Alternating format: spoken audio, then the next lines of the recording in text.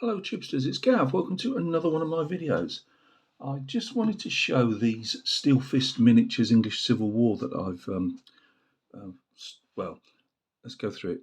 These guys have been cleaned, stuck to the horses and literally put some putty round in the last, I don't know, half an hour or so. These guys haven't been cleaned off at all. I've just put some PVA down on them just to hold them down because these guys are loose and they've already fallen over twice. Like dominoes. I just wanted to go through just what you guys think really. I fancied putting these on single bases rather than, have I still got them now? I'll put them away now, but I was going to put them on something like about 40mm bases, something like that. Like you would do multiple, say, groups of 3 horses and one section of musketeers on one side and one musketeers and pikemen in the middle. But I rather like the idea of having them all on one base. As long as a base is going to come, I can fit an extra few figures. You can't do it with the horses, obviously. Not. You might get another 2 on if you really put them together. But I didn't want giant bases. I didn't want multiple bases, but something where they're all fairly compact, just to give that bit of presence, really. So I was digging around as usual. Got 1,001 bases, and it's like what can really fit. And then I've got several of these, as a lot of us do, these periplastic bases. And I think I actually threw a load away because obviously I do a lot of periplastics and I was getting so many bases. And I honestly think I threw some away, recycled. But I just thought these look fairly decent. I think they're about 50mm. I think they are 50mm deep and 100mm frontage. Now the little guys on this side, I'll pick them up in a minute. They are just stuck down. Yes, they need to be over slightly. I probably could get away with adding a couple of musketeers on each. Well, one on each rank, maybe 2. Well, probably 2. So I might. This is what all that came in the King Charles's Oxford issue uniforms for that period. They've all got Monchero caps on, apart from a few which I bought one packet of command figures, and there's a couple of Montero caps in there, like the main commander's got one. One of the drummers, the other drummer was already in the pack. So normally I believe you get 24 figures for the pike and 24 figures for the shot, and then obviously you make the rest up with by command pack. So at the moment I've got a sergeant at the back, and as I said, the sergeants in them days were more like junior officers. I've put 2 drummers on. Comes with 1 drummer, but I put 2 drummers on. Again, they were classed as junior officers, I believe, as well. A couple of ensigns. Now they haven't got the Moncheros. You just got to go with what you got. And let's face it doesn't necessarily mean that even the rank and file would necessarily have, exactly the same uniform. Even though these were newly issued at Oxford, 1643, I believe. I just think this looks quite good. I'm just wondering what you guys think. Those of you that, especially, you might do this type of thing. I like the idea because if you do game with them, you can put, casualty marker, dials on them or dice holders or whatever, rather than, taking bases away. I think that works just as well. I'll say both of these were actually bought as test figures, really. As I say, this came as a nice, neat unit, really. Yes, I knew I needed a couple of ensigns and whatever, but so that's why I bought the command pack as well.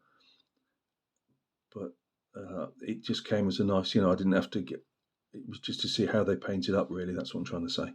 It gives you enough base size as well to add a bit of foliage on and rocks or casualties, you name it.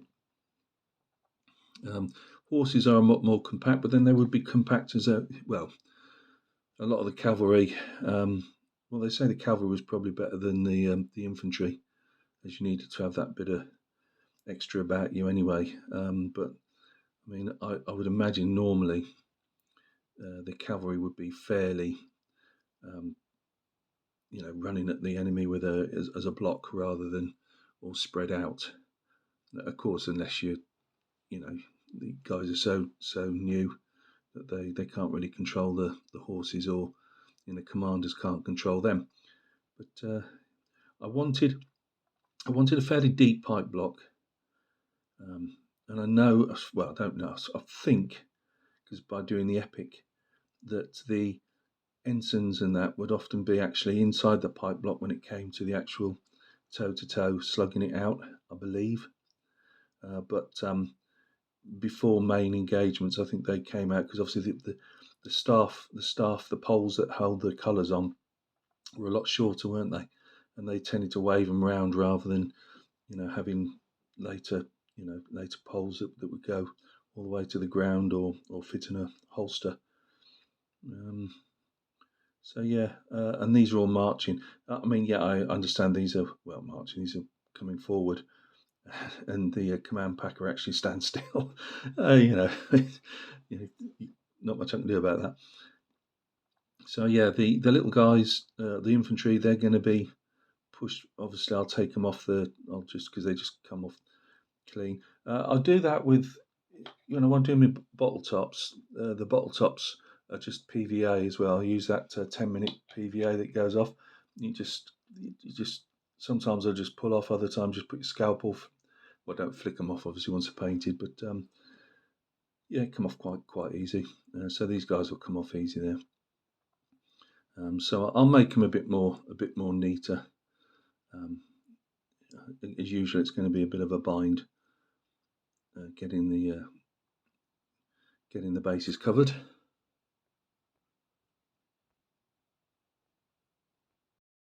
But it's not the first time I've got to probably get sand and glue and goodness knows what else around some nicely painted legs of figures. It's just how it is. So yeah, the cavalry, as I say, on the whole, there's a couple of figures that didn't need a lot of filling. A couple of the figures didn't sit massively well on the horses. That's just what you get. I always advise people to, try all your figures on different poses first, see which sits best. Sometimes I'll file underneath the rider, make them sit a bit easier. But once you put a bit of fill around, it's fairly not particularly noticeable. Had a couple of reins that were blown out on the side. Again, as I got the filler out, it wasn't particularly hard just to put a scrape of filler under the rein and then just clean off the sides. But that's about it really. All the swords so far are intact, slightly bendy at this scale, that they are done, as I say, to the scale of the figure rather than being a bit more heavy duty, which I prefer really. I think it looks better to be more in scale. And once they're on the bases, I'm not somebody who picks figures up. I don't spend all this time painting figures to then go and pick them up by the figures. So they should remain okay intact. So there you go. 100 front, 50 down the side, and I think that would probably suit these. Just thinking, the pikes up here somewhere. I won't, as I say, I won't use the bristle method. It's a good idea. I'm not massively convinced with the paint sticking on them, and if you're going to brush them or whatever, and it cracks the paint comes off. It's a bit of a bind. So I think I'll go down the road of getting some wire or buying them already pre-made. But I need to get that sorted in the next couple of days, so I've got those ready. I would probably prefer to actually, it might be a bit of a pain in the bum, but I'll probably stick the pike on. Otherwise, I'm going to get glue all over the paintwork. So yeah, probably have to do that. So yeah, looking forward to these. when they get done is when they get done. I'll say these guys need to be removed, cleaned, or stuck on bottle tops. I'll still do the bottle top method rather than a ice lolly stick or anything like that. And same with these guys. So, but these guys will be ready for paint. So, yeah, look after yourselves. Thanks for stopping by and taking a look. And hopefully you'll see some progression with these coming up. As I say, these, I don't know if I've got to check to see if I've only got one more base in a pack with these. I'll have to go through it to see what other bases I've got. But I usually go to war bases. This was just to give me the idea of this scale base. But I can get some off war bases if they don't do that particular size. I don't see why they wouldn't, but if they don't, they're quite happy to make bases up for you. So that's not too much of a problem. I've just made some shrubbery, which I can't show you because I put it. Oh, it's in the bag that these came with. Just been making a bit of shrubbery that been painted up, just to get a scale really for these guys as well. So look after yourselves. Thanks for stopping by and taking a look. Greatly appreciated. You have a good week, and we'll catch each other soon on another video.